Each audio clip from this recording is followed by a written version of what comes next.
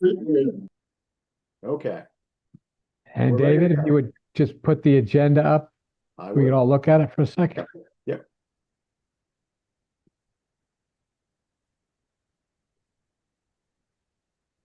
Oh, that's different. Can you see it? Yep. Okay, good. Okay, so we'll call the meeting to order. And David, if you would call the roll.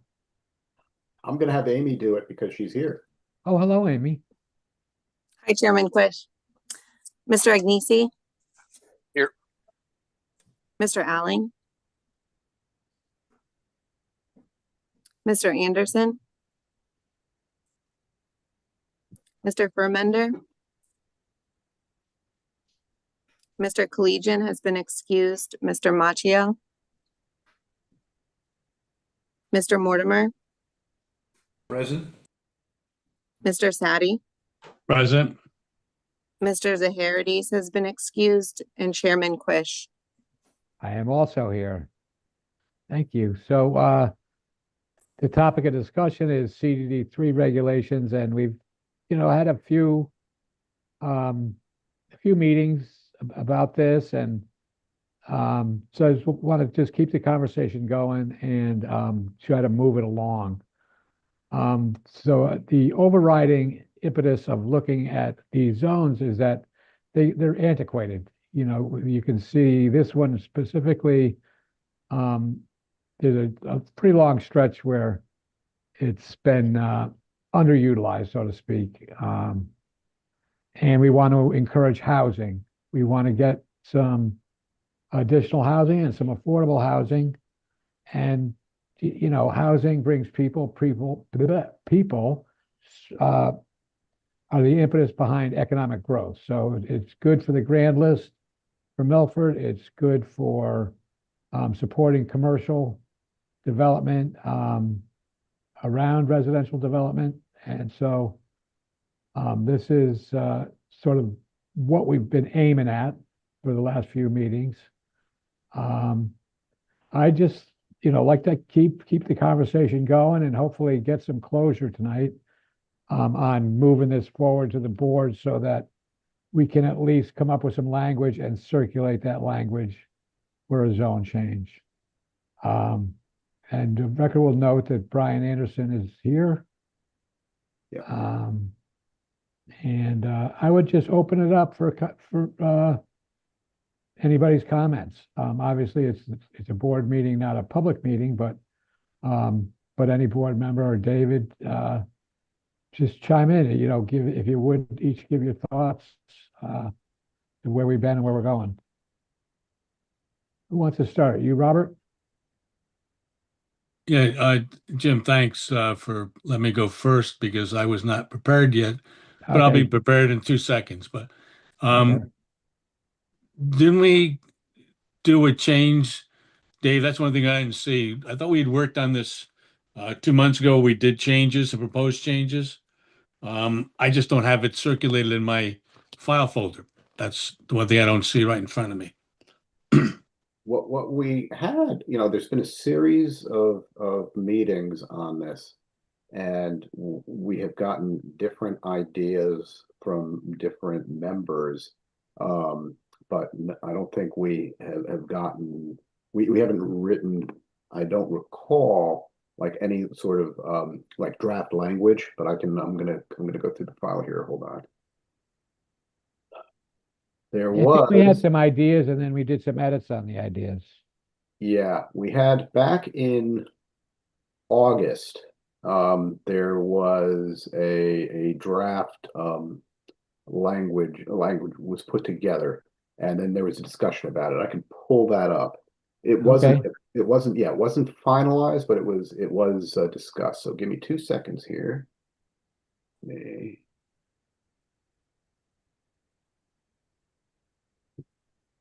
Let's see. This. Can you see that, I hope? Yes. Yeah, we can see it. Okay, good. Yep. Yeah, so this is back in August. We we had, I guess, the items that were in yellow were proposed to be new. I mean, everything in color, I think, was proposed to be new, but then there were questions about things in blue, whether or not, what does the board want to do with those? And it looks like, notice it's located on the ground level. Yeah, it looks like we were borrowing this from the CDD2. That's what this looks like. It says Some of CDD2. it was, yeah, and then we added in, we customized it a little. Right. You And, want to, anyone want to just spend a minute and read it, get refreshed? we can do that. And also, one of the thoughts that did come up in one of the previous meetings, I don't know if it was this one in August or after, because the board created, I call it in the planning world the floating zone up on Wheeler's Farms Road for the 40-acre office park that's up there. That could be a good foundation to do, something similar for this zone. We would have to tailor it, for this zone. So that could be another way to, give flexibility to people who want to develop their property, and at the same time give the board, control over, aesthetics and, height and, things of that nature. And just as a refresher, the regulation that was passed, and it was sent to everybody this afternoon, just as a refresher. It's sort of a two-step process. An applicant would come to you and basically pitch, a master plan for the property, and you would agree to, enact whatever this overlay is, and you agree to the concept of the master plan, and then the applicant would then come back to you once everything is fleshed out for their final approval. The difference, here versus the one on Wheeler's Farms is up there, we're dealing with one large property, where in this particular zone, and I will pull up, well, not if I pull it up, then you lose this on the screen. We have a mixture. We have some large properties, and in this case, large being, 7 acres, and, a lot of smaller properties. So, we would have to craft something that, where if someone wants to take advantage of this floating zone, it works on something larger, and then make something, easy, for someone on a smaller property. Because, if you have just a smaller property, you don't, you don't want to make the process onerous to someone. You want to make the process easier for them to create what it is you want, whatever the regulations allows. So that's one thought. Another thought, here is, and this was also, previously discussed, this abuts the MCDD. It, is within walking distance of the MCDD. It has, a mixture of parcel sizes. Some are very much like the MCDD, and, others are, larger than the MCDD. So perhaps a new version of the MCDD language, might work, here as well as an alternative. And, and that would be how you take care of the smaller parcels. And then we have something in there for larger parcels that, may have different regulations, different design guidelines or something for the larger parcels. Again, I'm just throwing these, ideas out. And, Right. Want to scroll one page Sure. down too, David, while we think about that? Yeah, we have discussed that, and that might be, this can get laborious and then it doesn't get done. So something, a broad brush for to permit something similar to the overlay zone we did up in Willis Remote. That's an easier solution. Again, this is all good. We can use some of this language to create Yeah. the framework for someone to come in with an application and a plan. These would be helpful to them to Yeah. show them what we want. And there is some logic to just the simplest thing would just to redraw the outline of the MCDD and bring it out to where Boston Post Road meets Bridgeport Ave, and and split it up that way. That would be a kind of a cut and paste thing, which would be simpler. I don't know that we'd get everything we want. We should probably all read up on MCDD. Does anybody want to scroll down to the next page? Let me know. Yeah, if anybody says no. And then I can pull up the one of the maps of the CDD3. I have that ready to go. But yeah, I mean, if a super simple way of looking at this is ask yourself the question, do you like what's going on downtown? And if if you like what's going on downtown, do you envision what's going on there, happening along this corridor? And if you do, then extending the MCDD down this corridor would make sense. If there's something slightly different you want, then tweaking the MCDD to allow it, that's like portability. Yeah.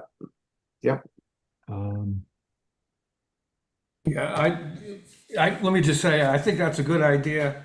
And after reading through the pamphlet, the report that you included in our materials there, David, I think one thing that really struck me was our regulations are overly complicated. If we could simplify, I think we can attract more development that we want, more redevelopment. And the other thing is that we need to just make this entire length eligible for residency, so we can put in some housing. Right. So those were a couple things that struck me. Yeah, very good. Thanks, John. I agree. It's important that we get this done, and that's the big barrier in that this specific zone is that there's no residential allowed.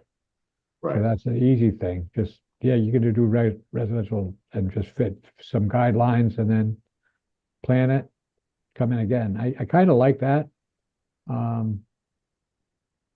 As kind of an umbrella, and then the language of the MCDD, and you add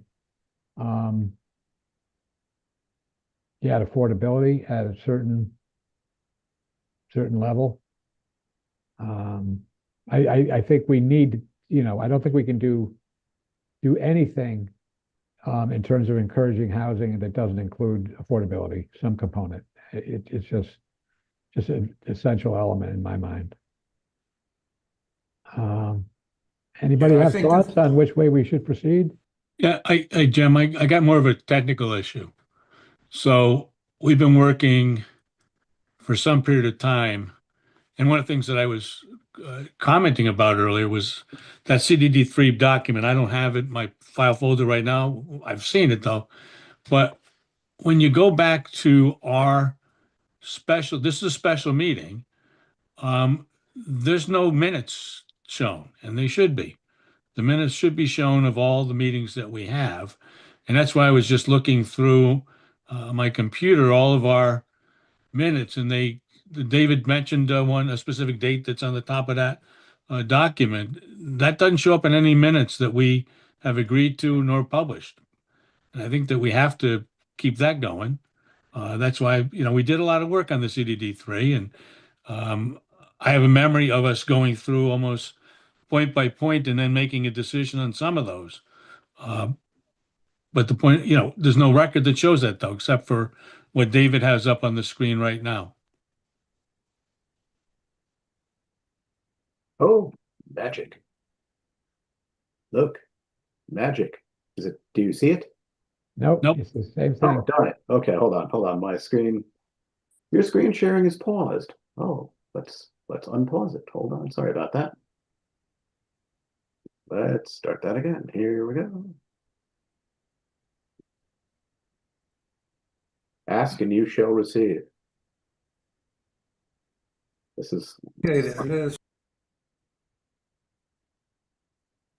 So the July 30th, okay. July. Yep, and I'm sure there's one going to be after this, but this is obviously one of the discussions that took place. So I can easily send all of the minutes to you.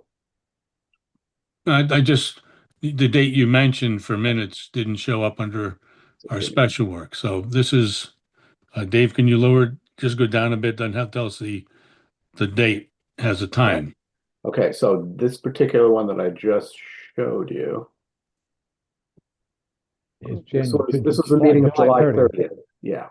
And Okay. now let me go find for you the other one. Let's see here. This is not the special meeting then. This was. We have lots of minutes. Minutes from 8/19/25. So did we talk about this at the full board meeting? We may have talked about this at the full board meeting. So let's look at because here's the August 19th, and I think that was the date that was on the minutes. I mean, on the proposal. So let me see here. It's 20 agenda. The agenda. Yeah, so at the meeting on September 2nd, there was the chair's report and there was a discussion of the proposed CDD3 regulations. So it should be in those minutes, which I can pull up. Minutes. Okay, now can you see that? Can you see the minutes? November 5th. Okay, hold on. No, September 2nd. And September 2nd, we had, let me get to the bottom of the minutes because Okay, there we go. It's September 2nd. yeah.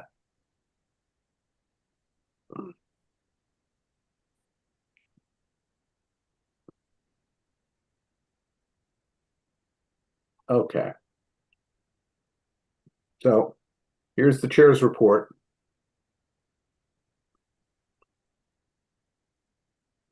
Which might be what you were talking about, Bob, with the the list of the items that were discussed. Yep. But it doesn't separate out. And I see, because we've done it as a special meeting as opposed to a regulations subcommittee meetings. Okay.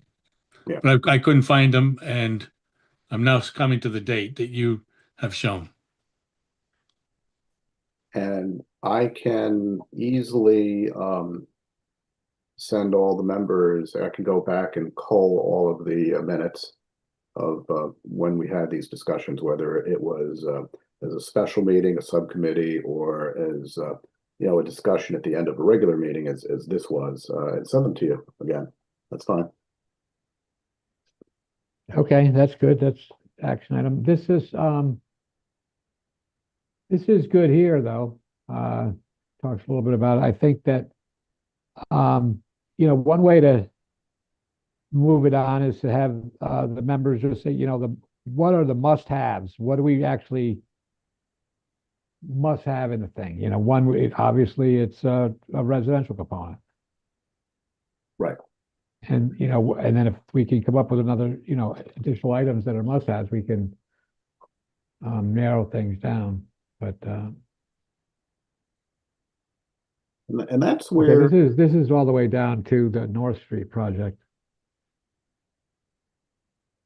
yeah. Yeah, this was the board discussion. I mean, a lot Oh, of, yeah. Oh, I got it now, yeah. yeah.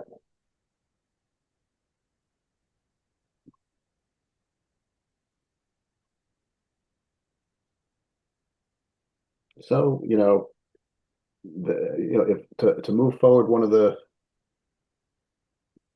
I think one of the simplest things we could do, again, would be, do you like downtown? Do you like what the regulations are doing downtown? And if so, do we want to take those regulations and just extend them here as a starting point? And then, if there are particular properties such as the Stop and Shop site, how would, we could take those properties as they are now, and I could do an analysis of, oh, if the regulations were MCDD, what could you do with that property? Is a simple exercise. And if there's Yeah, again, where would you put the over under on the acreage? I mean, you could almost do it to any parcel. Just, anybody can petition to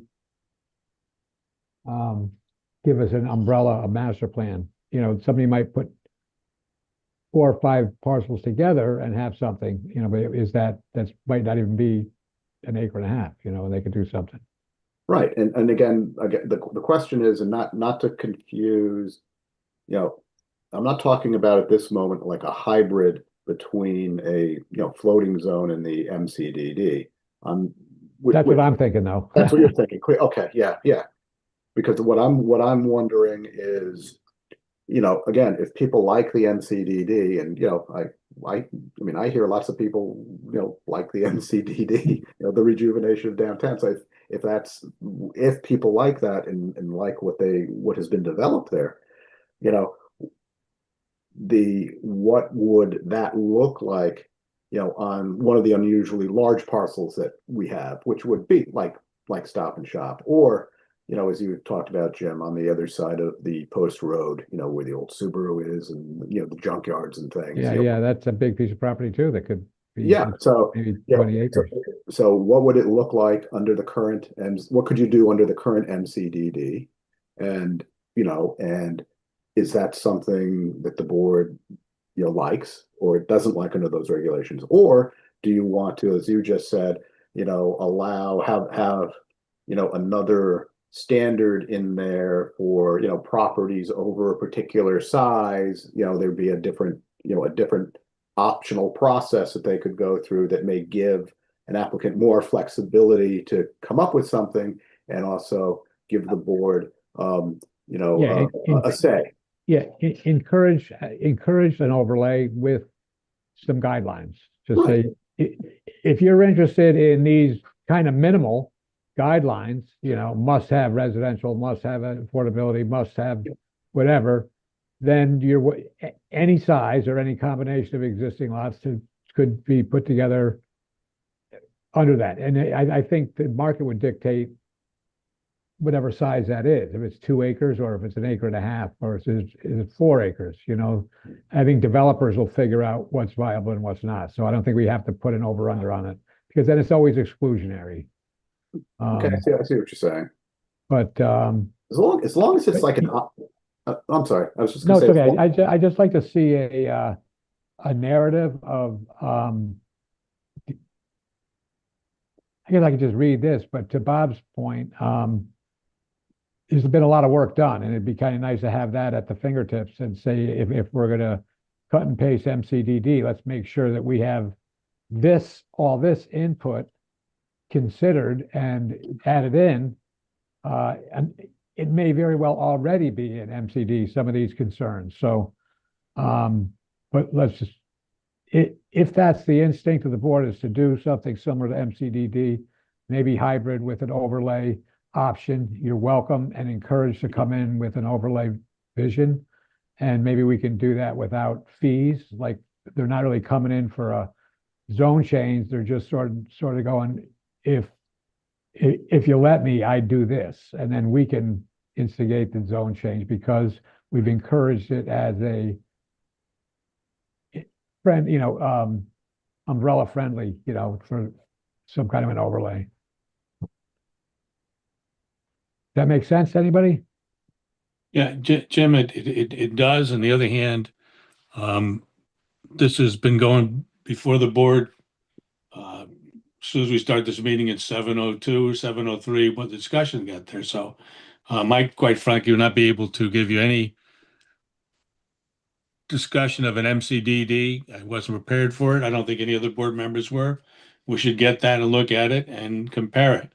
That being said, there's one view that's a completely different district. It was founded as a different district. Why are we meshing them together? But again, that's for discussion at a different time after we've all been given the materials to read, see if there's something different. I do think one of the things concern I have, it's twofold. First off, spot zoning. I don't like spot zoning. Anything that comes close to spot zoning, I don't like it. But I do want to move forward if we're going to make changes on the issue of housing in the community. We know that it's a substantial issue. People are watching this meeting tonight. I can see them here. We appreciate them showing up and thank you. But, is housing something we're looking for? I thought one of the earlier discussions we had on the CDD twos and threes, we were kind of limited what we could do at housing. My memory is with CDD three, we had even more of a limitation. So, we shouldn't just put it by the side and see what's the best way to make everybody happy, but we find the best way to get forward what our real needs are. We need to. So then let me just ask you this: what do you feel you need to get prepared for the next meeting? You want to? I mean, obviously you have the MCDD regs at your disposal.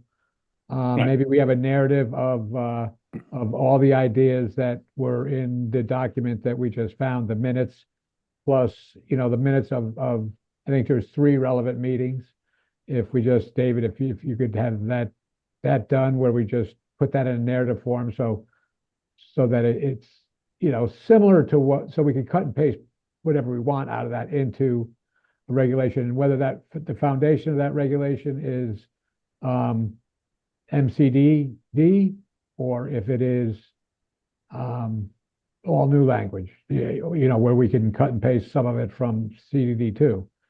And we cut and paste from both MCDD and CDD2. But so I guess it's going to be incumbent on the individuals to get a list of what stuff they need to be refreshed on. So we'll get all the minutes and we'll get a narrative from David, and then we can do whatever else on our own, go just refresh our own selves on the MCDD. Does that make sense? Exactly. And I just, again, I'm at the computer. I can pull up some stuff, but just to read it and to familiarize ourselves with something we probably haven't seen either ever in our career on the board, or more recently, nothing we've seen recently. Well, okay. Let's then at the next meeting, David, let's you and I come up with some language that is more little more fodder, a little more direction on the meeting, refresh on MCDD, look at, refresh on CDD2, so that is, because we all read at different pages. I think you're right, Bob. You can't just put stuff on the screen now and read it. People read at different rates. I'm a wicked slow reader. Any other input, or we just want to go down that road? You're muted there, Brian.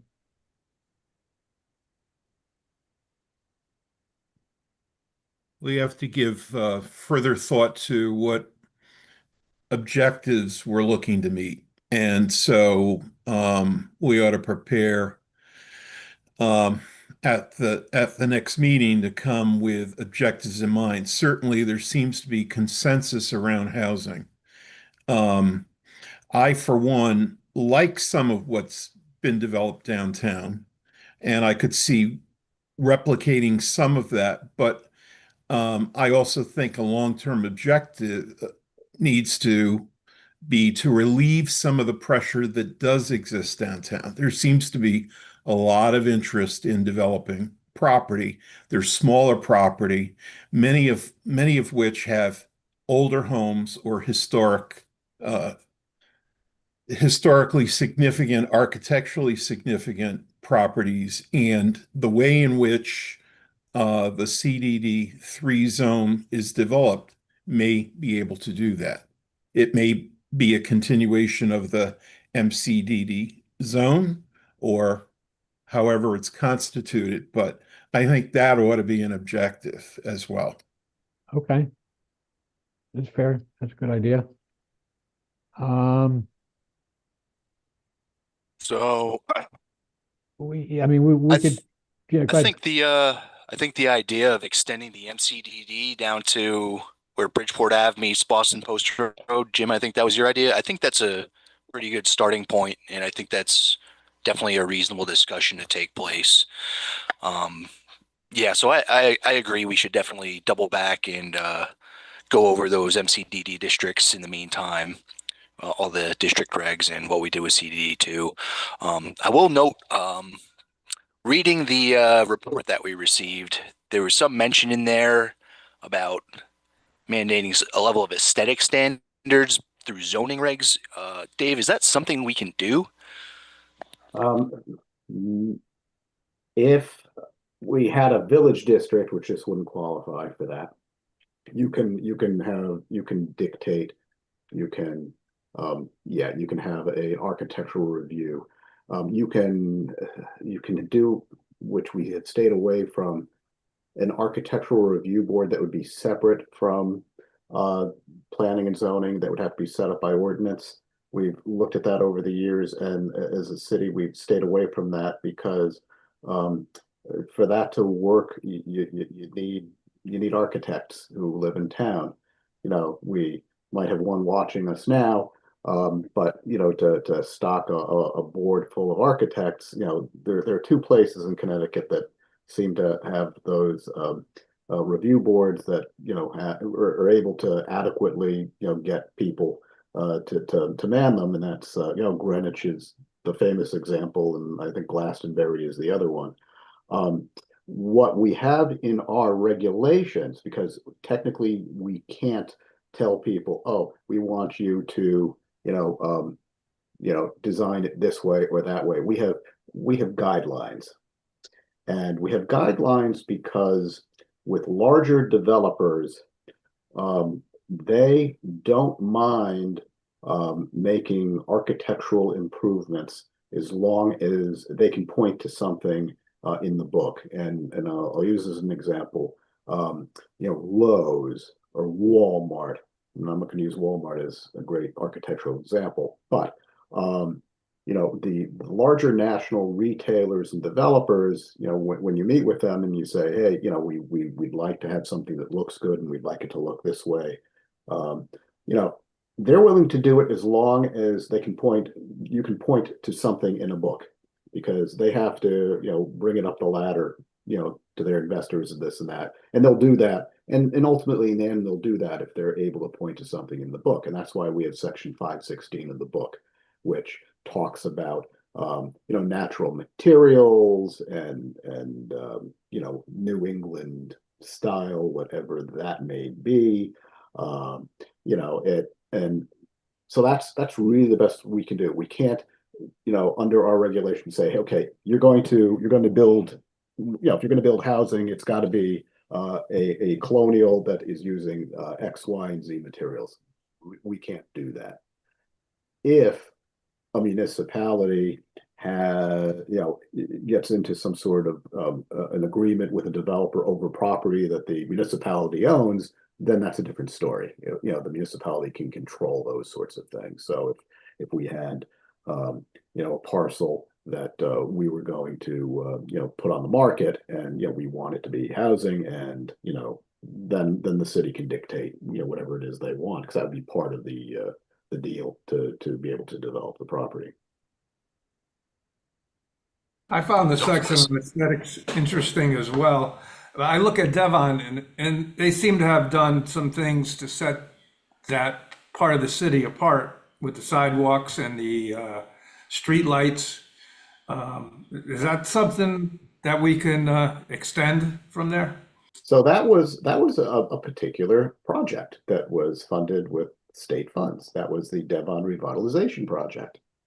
So that was a municipal project. It had a local board, the Devon Revitalization Board, which was chaired by various folks from Devon at the time it was done, and it was a state grant.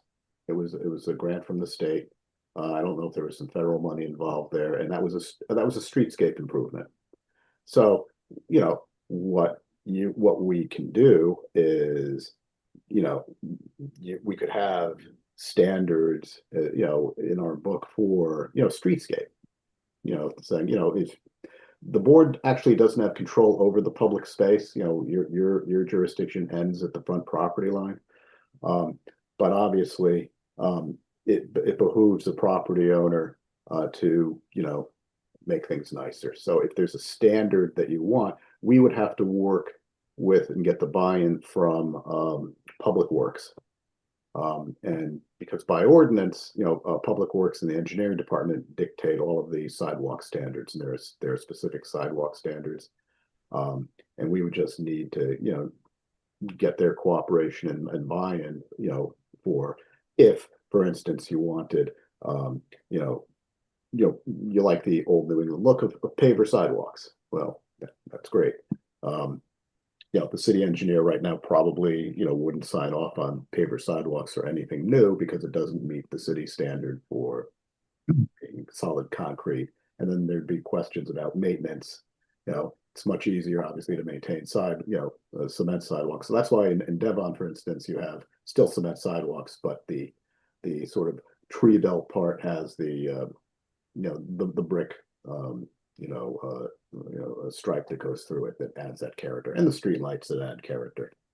So, you know, a good developer, you know, especially on a larger parcel like Stop and Shop, because it has such a wide frontage, they're going to do, they should be willing, without any question, want to beautify the street. And, you know, one of the other things about this zone that's interesting is, you know, that part of Bridgeport Avenue is, you know, between Route 1 and downtown is significantly wider than it needs to be.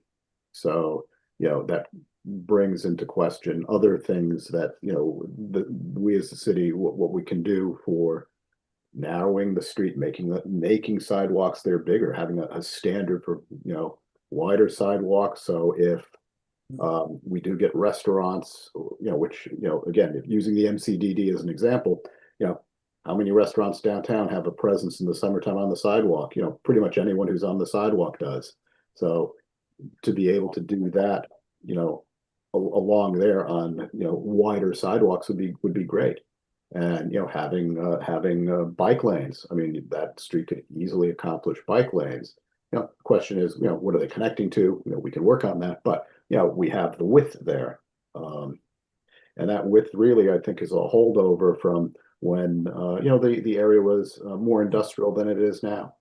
And because it helped with, you know, trucks going in and out, and, you know, but we really don't have that now. Now we have delivery trucks. You know, the probably the largest user of trucks there now is the company that makes the Broadway you know, staging, and, you know, and I think those are just, you know, regular moving vans that come in and out to move the staging, you know, down to Broadway. We have a warehouse. I think there's one property there that, you know, has a warehouse component, but, you know, the rest is just regular delivery trucks. So you know, we don't need that. Yeah, it would be nice if there was that kind of a feel, the village feel. Absolutely. Well, there's not a lot of discretion for us in a particular individual application, but we could consider, yeah, partnering with Public Works, and the striping shouldn't be a big issue for sure. I mean, you know, we could, yeah, the street is so wide. We could have, a different parking setup. I mean, you could park on the street there. It's so wide. I mean, no one really does because of the way the properties are set up, and most of the properties have, place to park. But, you know, you could put an esplanade down the center of that street. You could have, diagonal parking, and it would, there is such potential there, and we would have to work with, like, other departments, city on the city side of things to really, take advantage of that.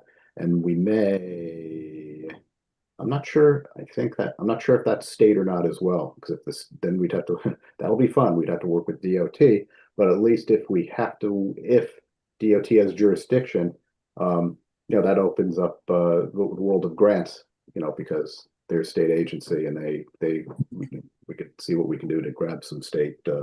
Yeah, let's find that out if that is a state road. Yeah, I think New Haven Avenue is on the other side of Milford Center. yeah, I'm not sure about this. The Post Road is. yeah.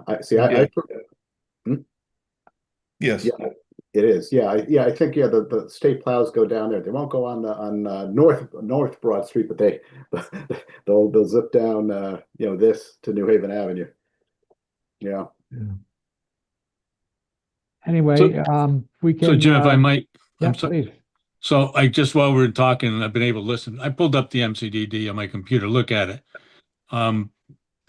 David, you got a lot of work to do, but I think that one of the things that I saw is that we might have to tweak some of the standards for residential, so many square feet and all that. And then just a quick look at the not allowed. Most of the things that we were just talking about at the very end, such as these large buildings, permitted uses, no drive-in establishments, no commercial garages. So a lot of things that are in existence there may have some problems, but just again, that could be handled in a different manner. But I just looked at it quickly, and Dave, I don't see anything about parking. I know that's part of the new bill that's come in. So again, we should be mindful going forward that there has been a change in the statutes, and if we're going to be, working on efficiently amending the regulations, we have to make sure we have knowledge about what the state statute that is still being talked about, what it's going to mean for us, so we don't have to do it twice. Just a suggestion, that's all. Yeah, good ideas. Good ideas. Yeah. So we're leaving it as we're going to have another meeting, or we'll have another meeting of either full board or it'll be Zoom. At any rate, similar to this, invite everybody, and whoever wants to come comes. And we will have some sort of a synopsis of what we've talked about. Listing the priorities that we have already identified in our. I think there's 3 relevant meetings, maybe more, maybe a portion of a 4th, but and then the onus is on us individually to do what Robert just did and refresh ourselves on what's in the MCDD and create our own list of things that we do not want to include. Probably a shorter list than what we do want to include. So, and then go back to CDD2 and see what our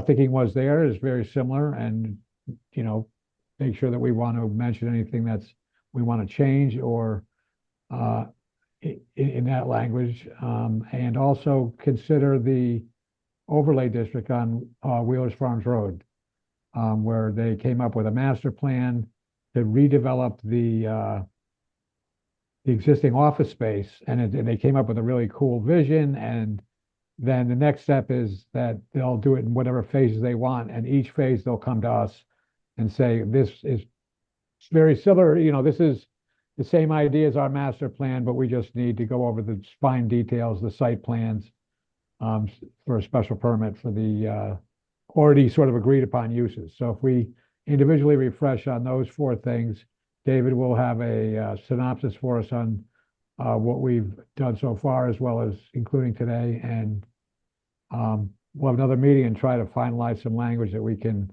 at least bring in front of the whole board at a scheduled meeting, because more people can, carve out time for those by prior planning. And so then we'll move this forward at that point. So one more special meeting yet, Brian. Quick aside, driving down Bridgeport Avenue, it appeared that the old Fairchild showroom is being demolished. Is that right? Anybody know? Oh, the trailers. Yeah. Yeah. Are there plans? I didn't see it. Yeah, No. I mean, did they have a fence around it? A sign that says demo? There's heavy equipment and um, some of it's already gone. Oh, okay. I didn't notice that. Geez, I went Yeah. by it fairly recently too. Yeah. We can check the building department. I probably even online recent permits. Yeah. Find out if there's a demo permit. If not, we got to notify the building department, put a stop work on it. I don't think we need a review for the historical society, but If I knew the address, I could go into the system now and tell you whether or not there's a permit. I'm gonna guess there's probably a permit, but no one has come in to talk to me about, oh, we want to develop this and do this and that, but Yeah, I was surprised. yeah, for a demo, people generally won't talk to me about a demo because they don't need to. no, they do that before they come into you probably. Exactly. Yeah. Yeah. Do you know that address? I'm gonna look it up now. Yeah, that oil change place should have an address. And it's got to be right close to that. Yeah, well, it's next door to it's also next door to the former Subaru. Okay, so I know that address. So let me, that's number one. That's number 1 Boston Post Road. Okay. So let me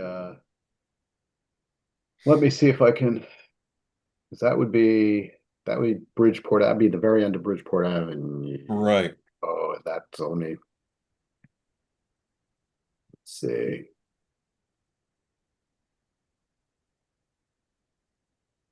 Bridgeport. But it's on US 1. Yeah, but I have to try Oh, to. US 1 isn't called Bridgeport Avenue, goes to the bridge, right? Yeah, so so I have to figure out. 3? Well, it's funny because the Subaru dealer was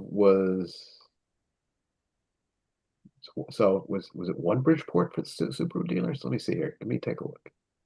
12, no, because that's Boston Post Road, 1 Boston Post Road, but then the next things over, I think, are Bridgeport Avenue. So that would be what in this? Okay, let me do it another way. Let's see. Let's do this. So,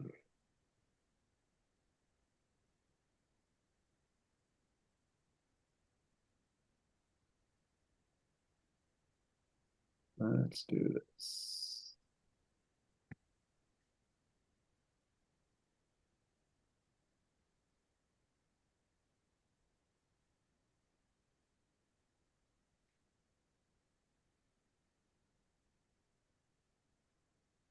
Okay.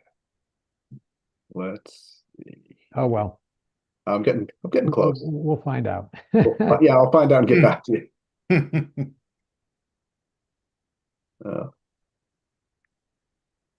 Anyway, let's stick to our focus here. Yeah. The anybody want to add to any direction for the next meeting? Well, I'll just say, I remember we talked about building height, wanted to limit building height, I believe, and 0 setbacks to the street, if I recall correctly. I think you're right. I think that was a part of our discussion. 75 South Washington Street. Okay, 74 South Washington. Let me see if I can get that. Let's see.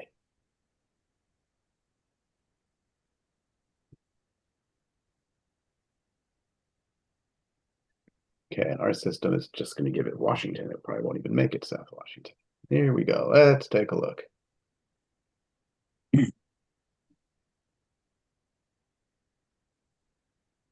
Bear Trap Oh, trailer. Here we go. Hold on.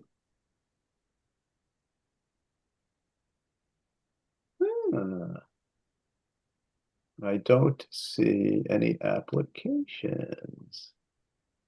So the question is that the right address? It seems that it's coming up at 74 Washington Street. And the system didn't let me do South Washington, but it says that it's the trailers. So yeah, I can't get you an answer. I'll have to dig. I'll have to dig a little deeper. Let me. I'll check back in with it. Curious. Yeah, let's see.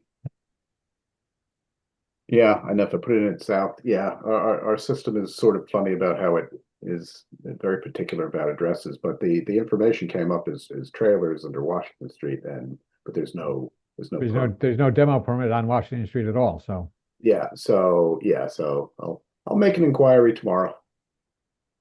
So Dave, when Dave, might it our, looks like 78 or 73. I just doing a Google map search.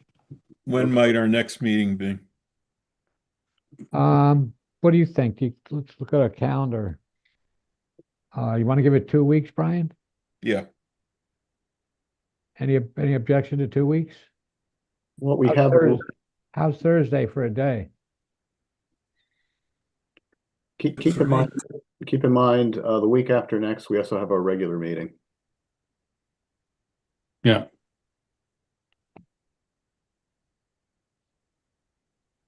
So do you want to have 2 meetings in 1 week? Or so that, what do you think that following week, Brian? the 12th. Yeah, the week after we could do it on any day, whatever day is convenient. Yeah. Any Thursday day, gives us but a little more time to, yeah, that would be fine. The 12th? okay with John, the two Johns? No It's okay objections by here. me. Okay for Mr. Sadie. Mr. Sadie, okay. All right, 7 o'clock though, right? yes. Yeah. Yeah, Remember, we March. used to have the We used to do special it early. meetings at 7:30, and then and the regular meeting at 7. That was always confusing. So we're talking March 12th. Yes, I think so. I don't have Yes. a problem with it. Okay. Is this going to be in person or is this Zoom? Zoom. Okay. Thank And you. then the goal will be to get language at that meeting and in the agenda to finalize language to bring to the full board Mhm. to circulate. And then once it's circulated to SCROD and all other stakeholders, then we'll have a public hearing on it and the public will be able to weigh in. And then at that point, we can, if we're swayed by the public to add or subtract something, then we can do that and make adjustments to the language and then and would make a decision on how much was changed, see if we have to recirculate it or if we just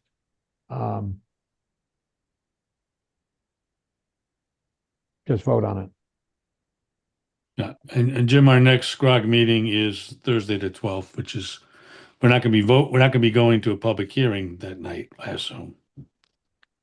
So are you busy that night? No, I'll be able to do both. But I'm Okay, just saying you won't get the results from SCROG to be able to get to the public hearing. Having them weigh in on it, yeah. right, okay.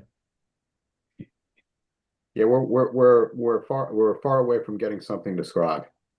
We have to come up with something that we can then send to Scrog. So Yes, so yeah, So don't worry about March being a Scrog thing. It won't be March. no, March, our special meeting will finalize language, then at the next full meeting, we'll go to the full board and see if they're willing to circulate it. We vote on circulating. If we do at that point, it'll go to SCROD. Yeah. Okay, anybody have anything else they want to add before we call it a night? I just want to say, I want to thank again, which we've already done, but thank the members of the public for being here. Appreciate it. Thank you very much. Well done, and thank you all for your time. And we will catch up Sounds good. soon. All Bye-bye. right. Motion to adjourn? Yes, motion to adjourn without objection. Without objection. All right. Thank you all. Good night.